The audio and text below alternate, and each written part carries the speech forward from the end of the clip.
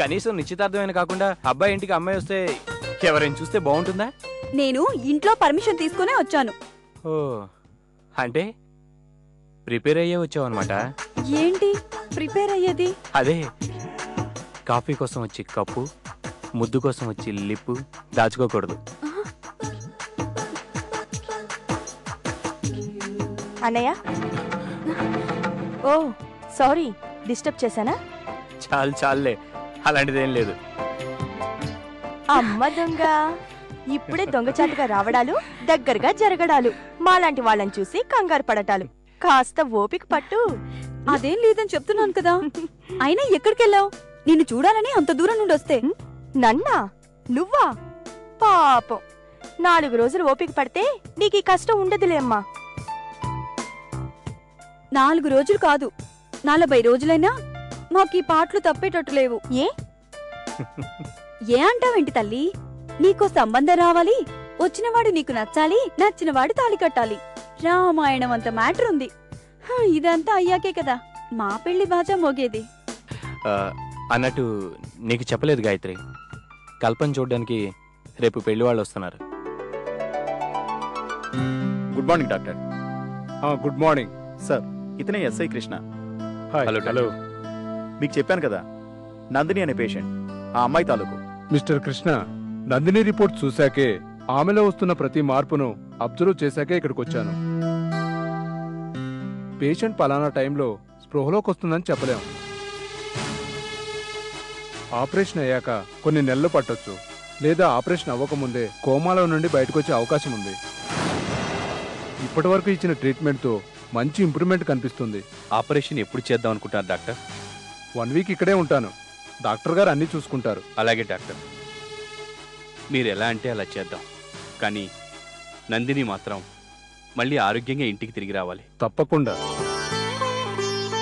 నీ పేరేంటమ్మా? కల్పనండి. పేరు ఓల్డ్ గా ఉన్న అమ్మాయి గోల్డ్ లా ఉంది. అంటే నా చెల్లి మీకు నచ్చిందనమాట. నన్ను అర్థం చేసుకున్నందుకు థ్యాంక్స్. చాలా సంతోషం అండి. అమ్మా కల్పన, నీ అభిప్రాయం కూడా చెప్తే. నీ ఇష్టం అన్నయ్య. ఒరే అబ్బాయి, ఏదైనా ఉంటే ఇప్పుడే మాట్లాడు, మళ్ళీ తర్వాత బాధపడటం బాగోదు. మాట్లాడడానికి ఏం లేదు మమ్మీ, ఓవరాల్ గా అమ్మాయి నాకు చాలా బాగా నచ్చింది. శోభం బాబు, ఎల్లుండి దివ్యమైన ముహూర్తం ఉంది, నిశ్చితార్థం జరిపించేద్దాం. మిగతా విషయాలు ఆ రోజే మాట్లాడుకుందాం. అలాగేనండి, మీ ఇష్టం. ఏంటి బాబు విషయం? నిజంగా విషయమేనండి, చాలా సంతోషకరమైన విషయం. మీ అందరి ఆశీర్వాద బలము లేక కృష్ణ నోటిమాట మహిమో తెలియదు గాని కల్పనకి చాలా మంచి సంబంధం వచ్చిందండి. చాలా సంతోషం బాబు, చల్లని వార్త తీసుకొచ్చా.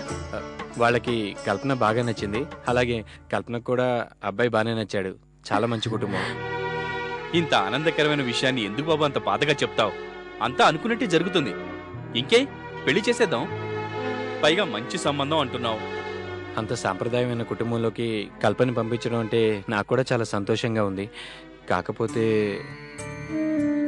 మరి ఇంకేంటి బాబు సమస్య? ఇలాంటి టైంలో అమ్మా నాన్న ఉంటే అన్నీ వాళ్లే దగ్గరుండి చూసుకునేవాళ్ళు.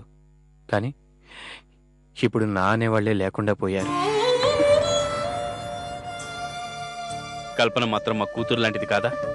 ఇది మా బాధ్యత అనుకుంటాం. అవును బాబు, మా చేతుల మీదుగా తాంబూలాలు ఇచ్చి పుచ్చుకోవడమే కాదు, మా చేతులతో కాళ్లు కడిగి కన్యాదానం కూడా చేస్తాం. కల్పన కళ్ళు చెమ్మగిల్లకుండా చూసే పూజ మాది. నువ్వు నిశ్చింతగా ఉండు. ఆ మాట అన్నారు చాలమ్మా, మీ రుణం ఈ జన్మలో తీర్చుకోలేను. అవును, ఇంతకీ ఈ విషయం కృష్ణకి చెప్పావా? అయ్యో, చెప్పకుండా ఎలా ఉంటానండి. ఇప్పుడు వచ్చేటప్పుడే డైరెక్ట్ గా స్టేషన్కి వెళ్ళి 4 రోజులు ఈ కాకి బట్టలు తీసి పక్కన పెట్టి కాబోయే బావగారి ఇంట్లో పెళ్లి పనులను చూడాలని ఆర్డర్స్ మరీ వచ్చాను. చాలా మంచి పని చేసావు బాబు. మరి నేను వస్తాను అంకుల్, చాలా పనులు చూసుకోవాలి. శ్రావణి, నీ కిరీటిని పంపించొస్తాను.